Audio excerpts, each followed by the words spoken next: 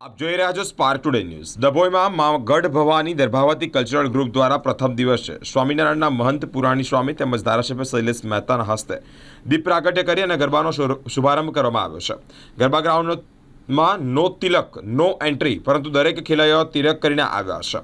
મિત્રો, ડભોઈમાં નવલી નવરાત્રિની શરૂઆત થઈ છે। પ્રથમ દિવસે મા ગઢ ભવાની દર્ભાવતી કલ્ચરલ ગ્રુપ દ્વારા આયોજિત એપીએમસી ગ્રાઉન્ડ ખાતે પૂજ્ય પુરાણી સ્વામી તેમજ ધારાસભ્ય શૈલેષ મહેતાના હસ્તે દીપ પ્રાગટ્ય કરીને ગરબાની શરૂઆત કરવામાં આવી છે।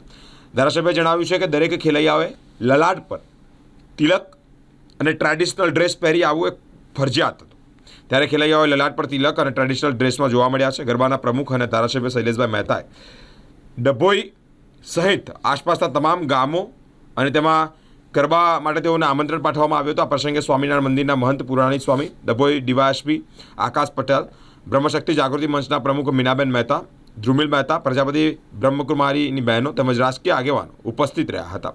ગાયક વૃંદ શ્રીહરિ વૃંદ હેમાબેન પંડ્યાના તાલથી જ ગરબા પણ રમ્યા હતા। આજથી શારદીય નવરાત્રીનો પ્રારંભ થયો છે। આજે પહેલો નોરતું છે। દર્ભાવતી નગરીમાં એપીએમસી ગ્રાઉન્ડ પર ગઢ ભવાની કલ્ચર ગ્રુપ દ્વારા આનું આયોજન કરવામાં આવ્યું છે। વડોદરા જિલ્લાનો આ સૌથી મોટો ગરબો કહેવાય છે, ત્યારે દર્ભાવતી નગરી હવે સંસ્કૃતિક નગરી છે, સંસ્કારી નગરી છે અને સમૃદ્ધ નગરી છે। એને અનુરૂપ અહીંયા ગરબાનું આયોજન થાય છે।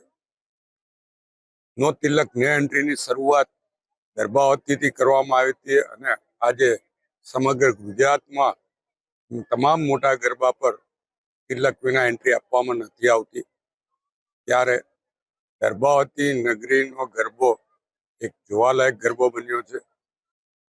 માં ગઢ ભવાનીની કૃપા તમામ દર્ભાવતી નગરના નાગરિકો પર વરસે અને જે કોઈ આ ગરબામાં ખેલૈયાઓ હોય, ગરબાની મુલાકાત લેતા હોય, તમામને માં ગઢ ભવાનીના આશીર્વાદ મળે એવી માને પ્રાર્થના કરે છે। સાથે સાથે માં ગઢ ભવાની આ વિસ્તારના વિકાસમાં અમને સહયોગ આપે, શક્તિ આપે અને એમની ભક્તિની આરાધના કરવાની અમને જે તક મળી છે એ માટે અમે ગઢ ભવાનીના આભારી છીએ અને આપના મારફત તમામ દર્ભાવતીના નગરજનોને અને ગ્રામ્યજનોને ગરબા મહોત્સવમાં પધારો આમંત્રણ આપીએ છીએ।